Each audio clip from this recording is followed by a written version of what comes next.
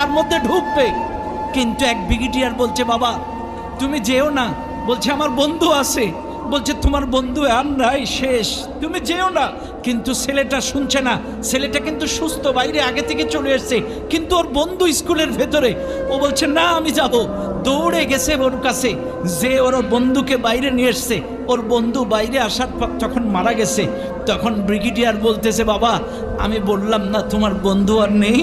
তখন বলছে, স্যার আমি গেছিলাম যখন স্কুলের ভেতরে, আমার বন্ধু বেঁচে ছিল।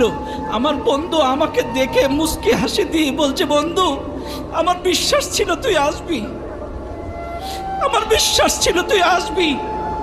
এরপরে আমি যখন ওকে বাইরে বের করতে গেছি, তখন আমার বন্ধু মারা গেছে।